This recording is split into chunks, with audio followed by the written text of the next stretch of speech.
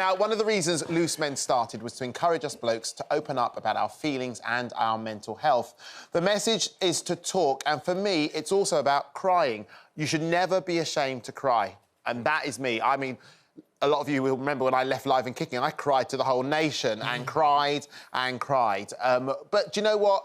I remember, and always remember, I was in my car and a bus came back when buses had the open back, and the bus conductor was, like, waving at me, and I was waving at him, and he was waving at me, and I was thinking, please, hurry up, the lights change. He went, "Oi, mate, you make me cry in front of my missus when you left."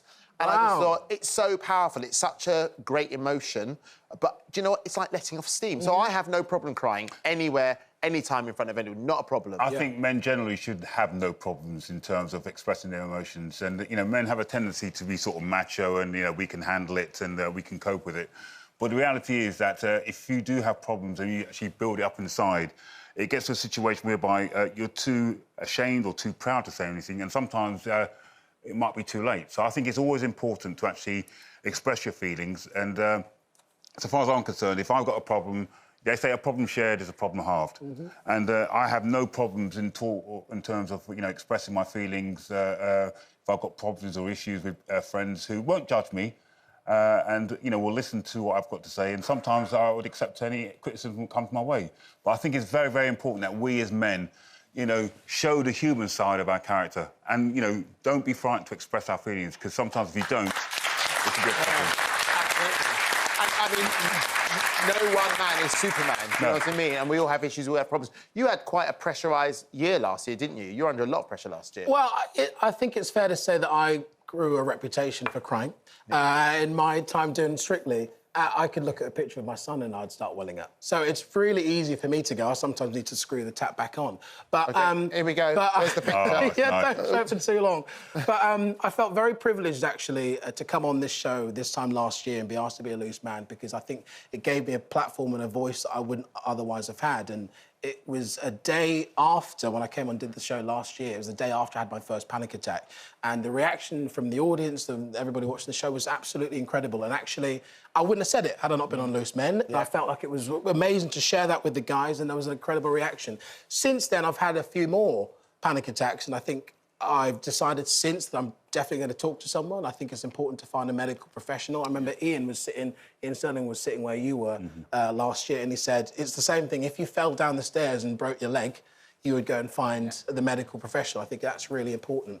And I think for me, what I found really hard, it's been a really difficult year, and we're all going through it. Even the legacy of lockdown, we're still starting to deal with it. And for me, the pressures of being a parent, I spent 12 months away on tour. This time last year, I was still doing the tour, and the guilt that came with that was huge. I've since come back, finished the tour, now getting back into being a parent, trying to recover from that guilt of being a dad, and trying not to feel like you're a terrible dad, trying to feel like you're not a terrible husband, and also trying to put food on the table. We've tried to move house. We've spent 3 months trying to move house, and in that time, my little boy was starting school. His first day at big school was the very next day. And I remember all the pressures were starting to build up, and for me, I felt like I was pretending, because as parents, you spend a long time trying to deflect all of that adult stuff away from your children. You're trying to make sure that they can be kids.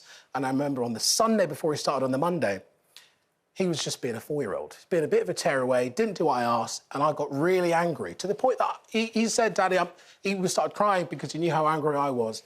And it got to that evening, and everything started to build up, and I hadn't spoken to anyone about it.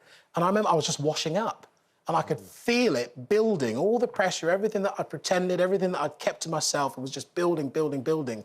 And I was washing up, and I just blew up into floods of tears.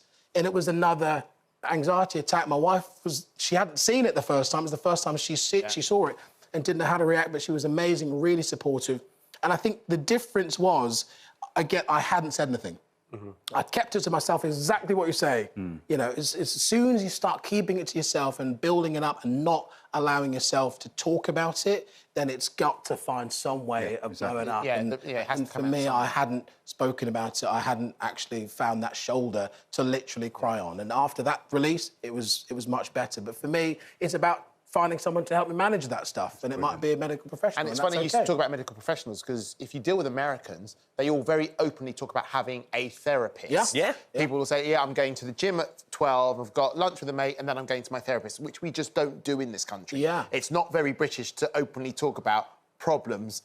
Therapists, medical professionals, I think is a lovely way to put it. Go and find a medical professional, in case you're scared of that word therapist and what people might think or judge. You spend your life surrounded by other guys, other lads. Has that been easy for you when you're feeling down or feeling under pressure or want to talk? Because it's all lads, we're on tour. How do you then, who do you talk to? In a weird way, it's kind of been helpful because where we are all so close, we are like a big group of brothers. If it ever really is that bad, you can speak to them. But I feel like sometimes, as friends and family, it's our responsibility to be willing to listen. I think that's as big as we were chatting earlier. That's as big of a thing as anything. But until someone's ready to talk, no matter, even if everyone in this room said to me, George, we're here for you if you need anything. If you yourself aren't ready to chat about it, it's not going to happen. And that's the problem. I feel that's where some people have that barrier. And, you know, a lot of the boys can talk. For me personally, I can, but I struggle with certain things. I mean, like, when my wife gave birth to our second child, so my little girl, Mimi, she was really unwell. It was around this time, actually, in that picture, she was really unwell. She ended up getting sepsis. So she was in hospital for, like, a couple of months, right? She was really, really unwell with it. And I remember standing there, I had, like, a 10-week-old baby, obviously my little girl. I had my son, who was about not even a year and a half with me as well.